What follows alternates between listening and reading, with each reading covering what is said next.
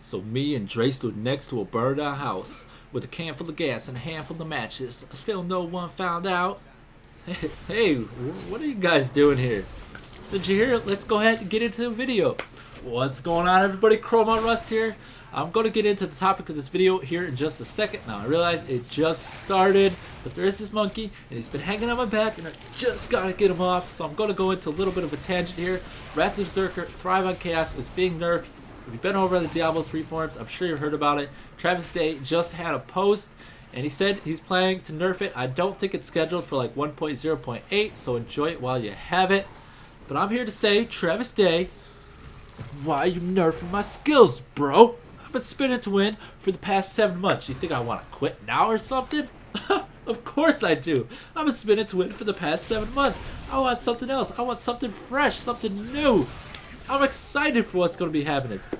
If you've been over on the Diablo 3 forums, I'm sure you've heard, because like the top 5 threads out of the top 10 is all bashing Travis Day, saying how bad he is. Oh, the whirlwind Barb's dead. The Barbarian's dead. I'm liquidating all my gear. Well, I'm here to say, Travis Day, thumbs up, bro. It took some cojones. I think there was like one thread over on the Diablo 3 forums that said, thank you, Travis Day. It needed to be done. I didn't get into like in depth to the thread itself. That was basically just what the topic said in the title. So I'm with you, and this isn't me just coming out as like a witch doctor and saying, hey bro, you know, like the Barbarian's finally getting what it deserves. That's just all there is to it. No, I play a Barbarian. This needs to be done. I'm tired of being shoehorned into those same 7 or 8 skills. We need something new, something fresh, something with life. So I'm going to go ahead and read this quote here for you, for all those people who really just feel like it's the end of the world for the Barbarian. It's a saying by Confucius, semi-relevant. Our greatest glory is in not never falling, but in rising every time we fall. So sure, the Barbarian just stumbled a little bit. He fell down, but our greatest glory is going to be when we get back up. We're going to get back up. It's the Barbarian, man. We're barbarians. We unite, we group, we come up with new kick-A builds. That's just what we do around here. So, I'm really excited. I'm really happy that all this is happening. Let's go ahead and actually get into the topic of this video now. That tangent was semi-relevant. Due to that fact, I went ahead and spent a lot of time collecting some data about Wrath of Berserker, Thrive on Chaos, and the whirlwind build with Hurricane and Battle Rage into the fray. And I don't even want to talk about the skills anymore. I've been using them so long. But I took all the data from your standard whirlwind build and I ran Warrior's Rest 100 times with different breakpoints and everything, collecting data, collecting times. And then I did the same thing for Gom because he's a single target that has some decent HP and he's not moving around, running around everywhere, so you can get some pretty constant damage on him. And I ran Gom 100 times with like 5 different breakpoints as well. So I collected all that data and then I came up with a new build. It took me like 4 or 5 hours to come up with.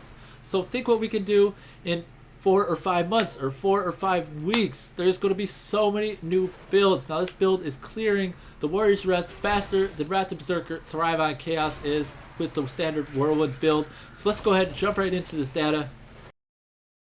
So that tangent that I broke off into was a little bit longer than what I was expecting. That's just my take on the current state of the Barb and everything. So if it was unbearable, I do apologize. But these are the skills that I've been using for my normal runs. Just going from elite pack to elite pack, killing the white mobs in between. This is what I would use. Also what I used during the Warrior's Rest. I did change out one skill when I was killing Gom. I'll get into that in just a second. So the skills that I was using was Hammer the Ancients with Smash. Now that's going to decrease our radius but increase our damage, which is going to be fine because we're going to be using Leap as our engage. So it's going to pull with the Call of the Rune on there. It's going to pull the enemies in within 16 yards. And so with our Hammer of the Ancients, even though it has a decreased radius, you're going to be able to smash a lot. It's also going to be working really well with Rend. So you go ahead, leap in, you Rend, and then you start pulverizing with your Hammer of the Ancients. So for our de-engage or for our invade, I like to use Fury. Now in here, you could really go ahead, throw on whatever rune you want. It's not going to matter. Battering Ram for some increased stamina for some increased fury generation. I just like to use Merciless Assault, so that way this ability is almost never going to have to be on cooldown, and anytime I get into trouble, I can go ahead, pop this, and if I have to hit it again and I run through like 5 mobs, I'm going to be able to pop it again, and I'm going to be to safety really, really fast. So it's pretty good. Next skill here is going to be Sprint. Now this is the skill that you're going to be able to change around. You can put whatever skill you want here. You can use whatever ruin you want.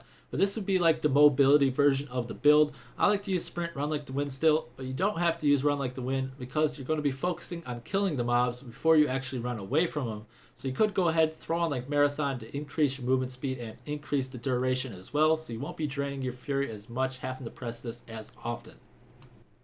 So the next skill here is going to be battle rage into the fray. This is the one skill that you're not really going to be able to change around. This build is very fury intensive. So this is going to help you generate your fury back nice and fast.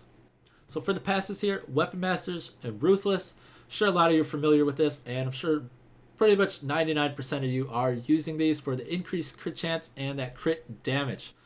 This build is going to be very focused on having crit chance, so you can gain the fury back with your battle rage into the fray. So I also like to use Animosity. Now this is also going to work well with our battle rage into the fray. You're going to be able to generate 20% more fury from whatever you gain from your crit chance. And also if you have like an IK set, to get into that real fast, IK sets and Stone of Jordans are going to be really, really good with this. You can get a Stone of Jordan that's going to have decreased fury reduction of Hammer the Ancients by 5.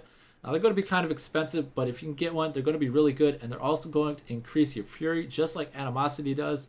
And why that's going to be important, just like the IK set will be, is you're going to be able to gain 1% crit chance for each additional 5 fury that you have with your Hammer the Ancients. So it's really, really good. The build is very versatile. I did all my testing without Wrath the Berserker. I was just trying to eliminate it completely during these runs. The one time, or the one area where this build did lack was in the damage of single targets. So when I was killing Gom, my times were actually a little bit slower.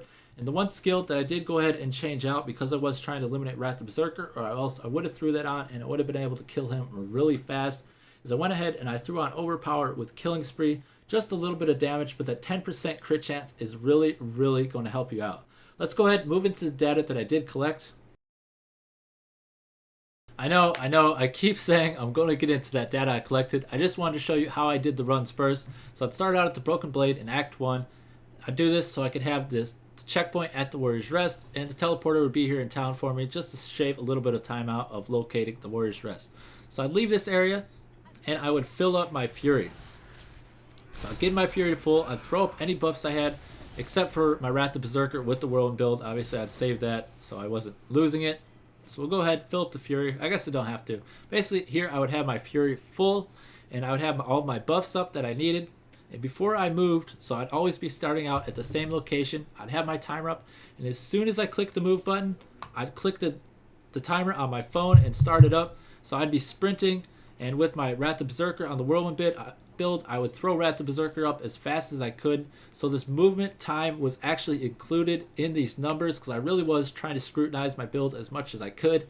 And then for Gom, I'd do basically the same thing. I'd get my fury to full, I'd have all my buffs up, and then I'd hit the escape button and it comes up, do you want to skip this cutscene? And I would hit OK. But as soon as I hit OK, exact same time I'd hit OK, and then I'd hit OK on my phone to start the timer as well. So that's basically how I did the runs.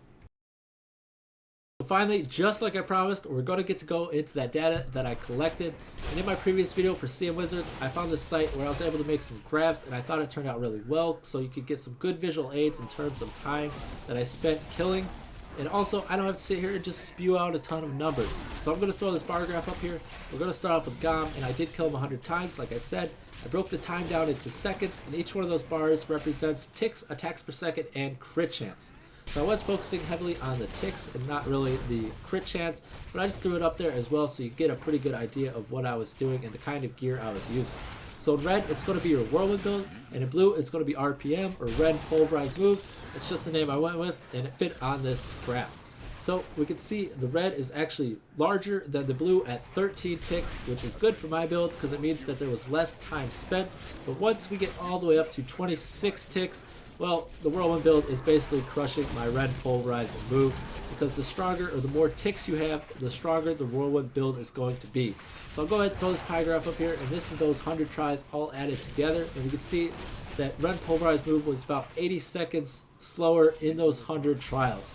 So this isn't going to be something that you're going to want to use for Uber bosses, and I do want to look into that later, kind of morphing the build, see if I can make it more viable for uber bosses. And I also want to look into whether a two-hander is going to be better or two one-handers is going to be better, because with Hammer of the Ancients, having two one-handers is really going to increase your attack speed, so that means you're going to be able to hit more often. But I know with Rend, having a two-hander is going to be better because it's going to have more damage on there. So that is something I just want to look into in the future. So we're going to go ahead and move into the Warrior's Rest. Like I said, I ran this one 100 times as well. At 13 ticks, there is a huge gap, but once we get to 26 ticks, that gap once again is starting to close. In the previous example, it was starting to stretch. So the whirlwind build, once again, you can see at 26 ticks and beyond, it is going to be getting much stronger. So I'll throw this pie graph up here, and these are the 100 trials added together, and we can see that the red is actually devouring the blue, which is great because it means the build is working as intended. This is for crushing elites and killing white mobs really, really fast. So I'll throw this last pie graph up here. This is going to be the last one. Those are those 200 trials added together, and we can see that red is actually bigger, or the whirlwind build is taking longer than the Rend, Pulverize, and move build. So once again, really happy with the data I collected. And for one last thing, I'm going to throw both these bar graphs up here once again. I just saw this statistical anomaly. I'm guessing that's what it is. Maybe there's something to it, but we can see 18 ticks. The gaps are actually smaller than all the other ones. I don't know if there's something to it or whatever. Like I said, it's probably just some kind of statistical anomaly. I just thought it was pretty interesting. Since I didn't do like 1,000 trials for each one of these bars, it's not going to be 100% accurate data, but it is going to be a very, very good rough estimate of what you're going to see. I made sure I collected a ton of data just so I could have some good things to reference you to. Well, that's going to be it for me. I hope you do enjoy the build. Go ahead, try it out. Let me know things you changed, things you don't like, things you love, all those good things. Go ahead, post in the comments below future videos that you'd like to see. That's going to be it for me. I'm Chroma Rust for Core Expert Gaming. Do enjoy the build, and I'm out of here. You all have that great day.